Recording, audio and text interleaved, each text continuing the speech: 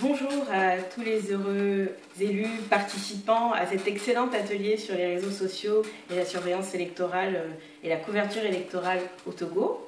Merci de m'accorder quelques minutes de votre attention et merci surtout à Maxime de me donner la possibilité aujourd'hui de vous présenter notre travail à Internet sans frontières.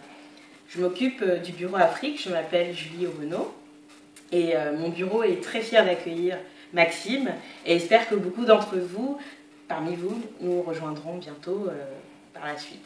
Car les chantiers des libertés numériques en Afrique subsaharienne sont immenses.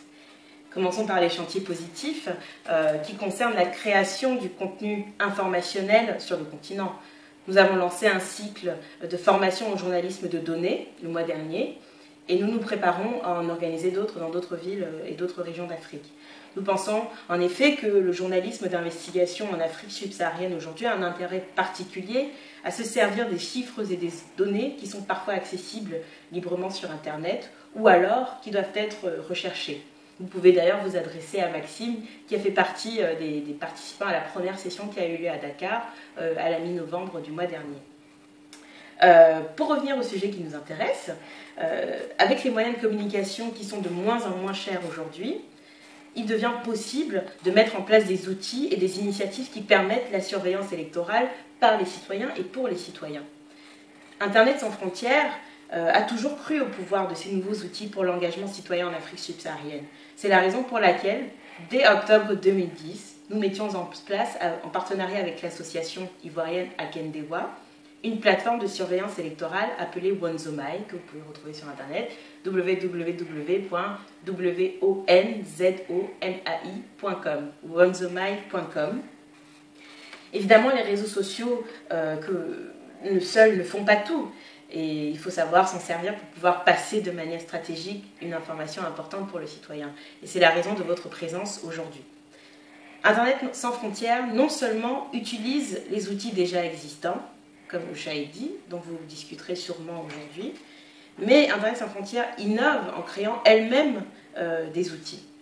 Je vais vous parler par exemple de cette plateforme en ligne que nous venons de lancer, qui s'appelle Fuel, que vous écrivez www.feowl.com, fuel.com. C'est une plateforme en ligne qui récolte donc des informations sur les coupures de courant à Douala, la capitale économique du Cameroun. C'est un outil de crowdsourcing. Donc le crowdsourcing, vous savez, cette méthode de récolte d'informations venant de la base. Mais c'est un outil de crowdsourcing différent. Pourquoi ? Parce qu'il se sert des méthodes de sondage pour obtenir les données et les informations que l'on souhaite obtenir. Il est open source, donc ça veut dire qu'il peut être librement réadapté et librement réutilisé pour d'autres types de données. Par exemple, on pourrait imaginer qu'il serve un jour à connaître, pourquoi pas, les sujets qui intéressent le plus les électeurs togolais en préparation de l'élection présidentielle, de la prochaine présidentielle togolaise. C'est une idée que je lance et j'espère qu'elle aboutira, on ne sait jamais. Il y a du positif en Afrique, comme on vient de le voir, mais il y a également des sujets beaucoup plus préoccupants qui doivent maintenir les journalistes que vous êtes en alerte. Vous savez que la conférence internationale sur la gouvernance d'Internet vient de se terminer à Dubaï. Si l'on peut se réjouir dans une certaine mesure que les velléités de traçage de frontières dans l'espace cybernétique n'aient pas abouti, nous sommes loin de l'épilogue de cet épisode où certains veulent contrôler l'information qui circule sur Internet.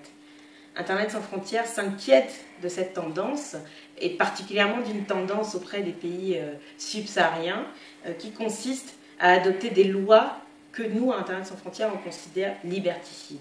C'est la raison pour laquelle, en 2013, nous lancerons un vaste réseau de journalistes, activistes du net libre et citoyens qui constitueront cette force de veille et d'alerte contre les dérives étatiques en faveur d'un contrôle de cet espace de liberté et surtout cet espace de reconstruction des voies de communication si longtemps coupées sur notre cher continent.